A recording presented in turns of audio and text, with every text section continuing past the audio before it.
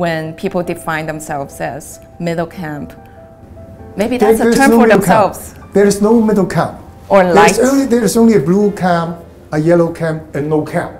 You may say that you are light yellow, but that doesn't mean that you are in the middle or light blue. Maybe some people haven't made up their mind that which camp do they belong, or they're still observing. Then they have no position in politics.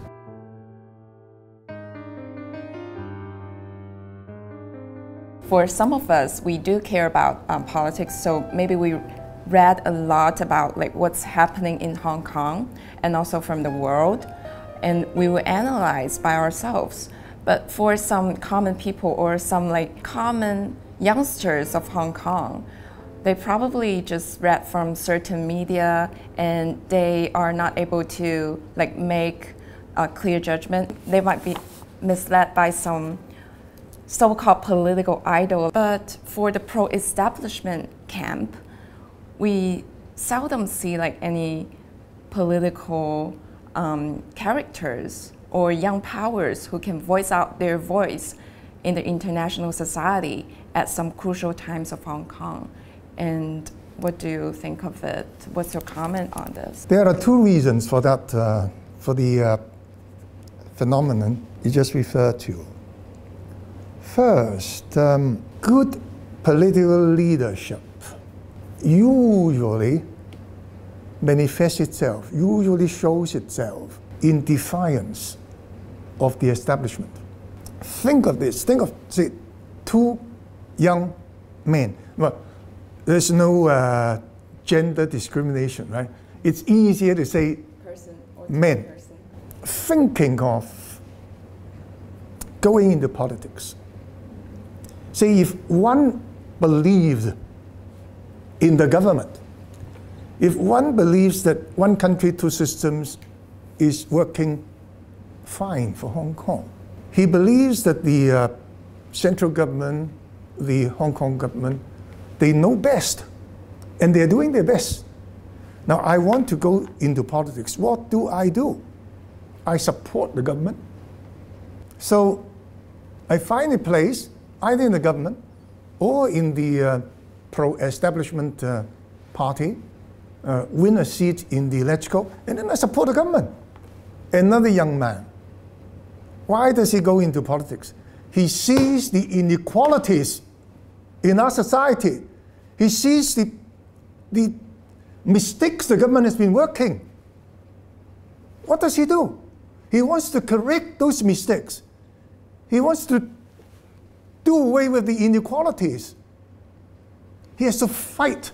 He has to fight against the very strong establishment. And that requires political leadership. Of course, now it's working against the hostility coming from the West. It's still the case. But when everything is going fine, when as a young man, you believe that the government's doing well, that your mission is to support the government. In that case, political leadership doesn't have a very important place. So you divided some young people into two different types. Some of them sees what China does is for the best for Hong Kong, and some of them sees the needs of the general public. What if some young people are kind of like both? Now, you observe the difference between these two groups of people. People joining the DAB are those who sort of, let's say, they are satisfied with the current system. They are leading a good life, actually, and they want to sort of, build up their own career at the same time contributing to society. Their vision is a better Hong Kong, better integration between Hong Kong and the mainland, right? Development in the Greater Bay Area and so on. The other, the young people who have joined the more radical groups, they believe that this government is colluding with the big businesses, right? Causing the growth in the wealth gap in Hong Kong, the growth of the inequality gap in Hong Kong. Why are some, the tycoons in Hong Kong getting so rich, whereas the low-income families, they're suffering? Why? So they want to change the system. They want to fight against the government, fight against the system. So they have different mentalities. So your question, what if a young man has both? No, you can't. You either work with the system. You believe the system is okay. Oh, right? There may be drawbacks in our system. I work to improve it. And I'm telling you, usually it is the latter category. Those people who want to challenge the system that would need the political skills, right? Because they were working against a very strong establishment. Or they say they need a so-called leadership or so-called yes, political idol to lead them. They need leadership. What if you believe in the system in general, but you can see that there are actually some drawbacks, some glitches of the system, and you also want to help to fix it? Then what should you do? I believe the dilemma or the paradox of the pan-democrats in the Legislative Council. They're against the system.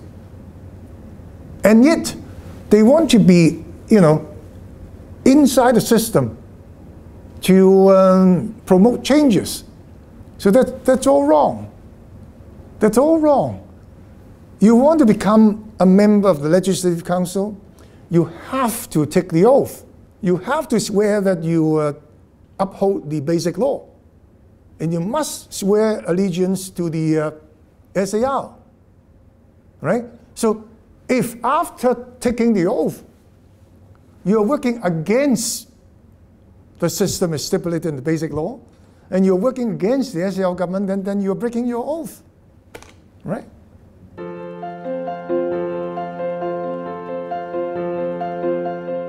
What happened last year during the social unrest? You actually went into PolyU to talk to the youngsters. What do you think of, what makes you to do it? Oh, very simple reason. I wanted to bring them out. A group of friends, we were actually holding a meeting that afternoon, and from the information we were receiving, we knew that the situation in PolyU was getting more and more dangerous for the young people inside. And I actually got calls for help from some of the young people. And so the purpose of our visit was very simple. We wanted to bring them out safely. That's it. So how do you feel after going in and then coming out? And also, did you talk to the young people, what's going on with their mind that makes them stay in PolyU to fight? Most of the young people I talked to in PolyU had no idea that they were putting themselves in such danger.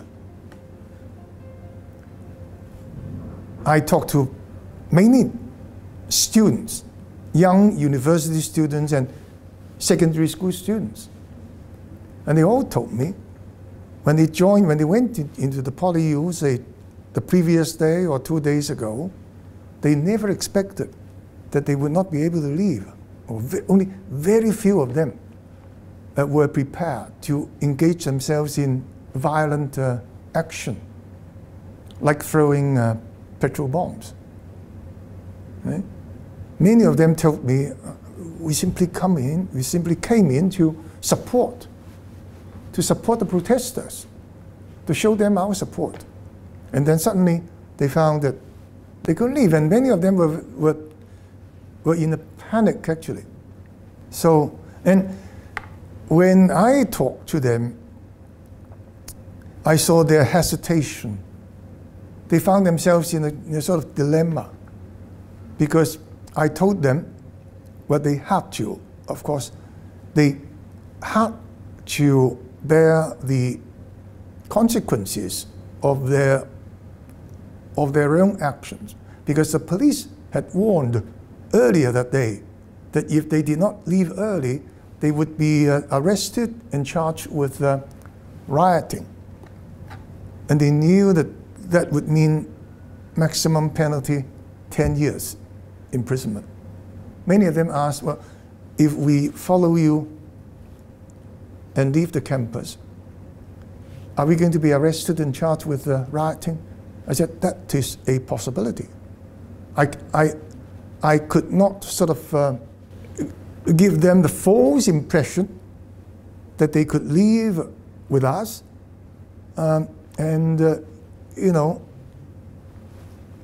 would be free from any legal responsibility.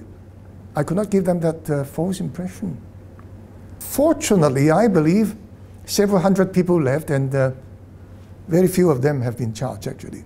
Some young people, they support democracy, they believe in some goodwill, but somehow they turn really radical. Like, what do you think that makes them to become so radical?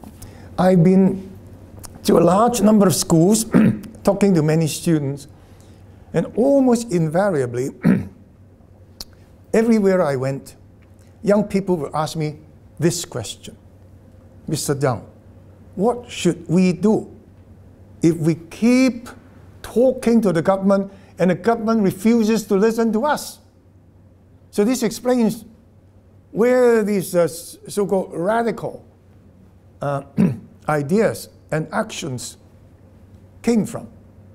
They believe, these young people, they believe that nobody is listening to them, right? They believe that by sort of voicing out in a peaceful way, they would never be listened to. Personally, do you think the Hong Kong government is actually listening to these young people or their demands? I have compared government officials in Hong Kong with those in Singapore, for example. Because when I was still an active member in the DAB, we, I think some years ago, we visited Singapore for the very specific purpose of observing how their ministers, how their political party, well, not political parties, but one political party, the PAP in Singapore, how it worked. We made contact with ministers in the Singaporean government.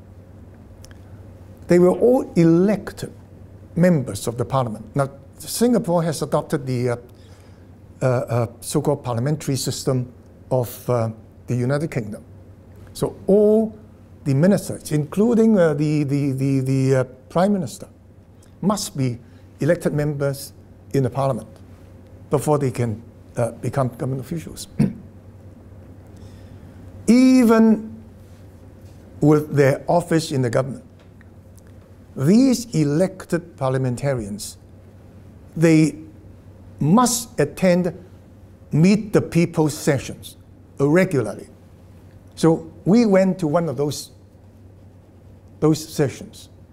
Well, to us, it was nothing new, because we are doing it as members of the Hong Kong Legislative Council. We have to meet the people regularly. We have offices set up, in our constituents, in our constituencies, and we have to meet people, right? They do the same in Singapore. Not only the parliamentarians, but the government officials as well. Hong Kong officials, the heads of our bureaus, or the chief executive, do they do that? No, sorry. They never do that. They don't have the proper channels of communication not only with young people, but with the general public. If you don't do it regularly, you can't do it. If the chief executive said, now let us go to the people. Let us go meet the people. You arrange a visit to one of the public housing estates. But there was a time when the Hong Kong government first introduced what they call the accountability system. Actually, when they first changed the top officials in the various bureaus from civil servants to political appointees, that was back in the year 2002. The first chief executive, Tung Chee-hwa, did that. Well, the original idea was these political appointees should set up these neighborhood offices. These offices at various points in the territory. And they should go there regularly to meet with people. They never did that.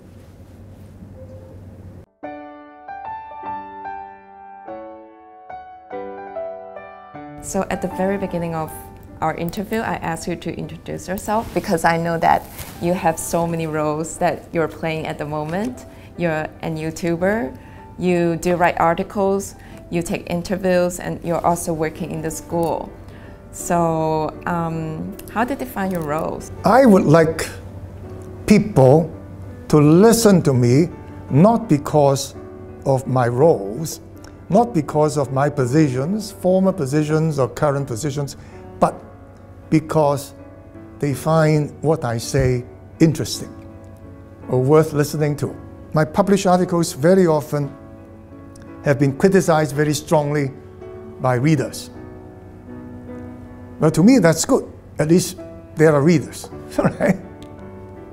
The worst thing for someone publishing an article or making a speech in public is that no one pays attention to it.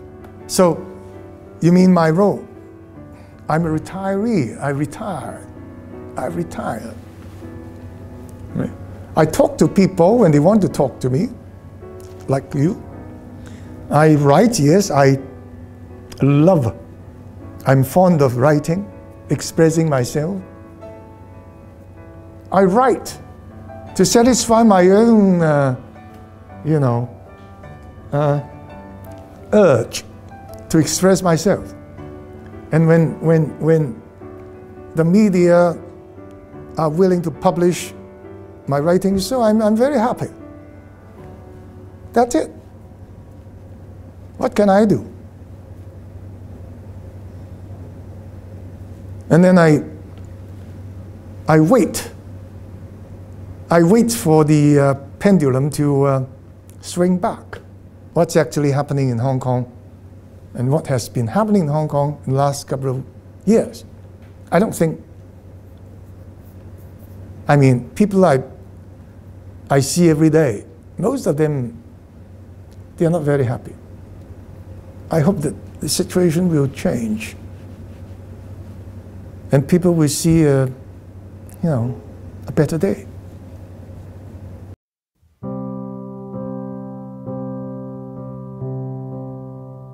Then what's your comment on the political environment of Hong Kong in recent years? Like only from your point of view? Not as I used to expect. So I'm still struggling to adapt myself to this environment. Right. What did I expect? I would think that as we proceeded with one country, two systems, as we made progress in one country, two systems, people would become more confident in the system. Integration between Hong Kong and the mainland would become more fruitful, more successful, politics would, be regarded in a more positive way by the general public in Hong Kong and by the central government. A new generation of politicians who know Hong Kong and China better than their predecessors, who know one country, two systems better than former generations, should lead Hong Kong forward. That's what I expected, right? That's what I would think progress in one country, two systems should mean.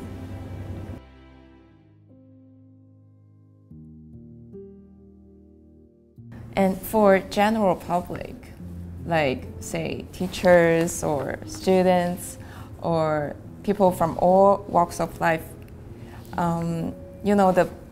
there are certain terms in Hong Kong, right? That's only specially for Hong Kong, like the blue camp, the yellow camp, and now there's a term saying that the middle camp. When you're asked, are you blue or are you yellow? Some people would just say, some people would refuse to answer that, and some people would say maybe I'm in the middle, and I'm a light blue or I'm a light yellow, something like that. So do you think maybe when people define themselves as middle camp, maybe there's no middle camp. There is no middle camp. There is only a blue camp, a yellow camp, and no camp. And no camp. Those people who tell you I am in the middle camp, they don't belong to any camp at all. Which means they are not interested in politics. If you're interested in politics, if you take a stance, if you have your own views on the political issues, you must belong to one of either camp. Maybe some people haven't made up their mind that which camp do they belong? Or they're still observing. Then they have no position in politics if they haven't made up their mind. Yeah, they're just. This is it. In normal times, a majority of the population, they don't have any interest in politics, so they have no camp. In normal times. For those who don't have interest in politics, or they don't want to tag themselves with blue or yellow, do you think they can make Hong Kong a better place? Of course. As I said, in normal time, very few people were actually involved in politics. Just like a situation in other parts of China, situation in the mainland, all right? The vast majority of Chinese people today are engaged in what you may call non-political or apolitical activities, and they are making China a much better place than before. Only during the Cultural Revolution did we see almost everybody involved in politics, and that brought disaster. I guess that's most of my questions, but I also would like to see if my colleague, because we could you introduce our platform to Mr. Because I feel like he doesn't know anything about our platform. I guess we are the people who are working hard in our own position, and we just try to do something different. This is why we try to connect with you. Yes. Our slogan is through dots we connect. We say a Chinese version of it. It's not like a direct translate. 讓世界看到彩色嘅香港，讓香港看到彩色嘅世界。It's very ambitious. Okay. Why are you doing it? Why are you doing it? We want Hong Kong to be better.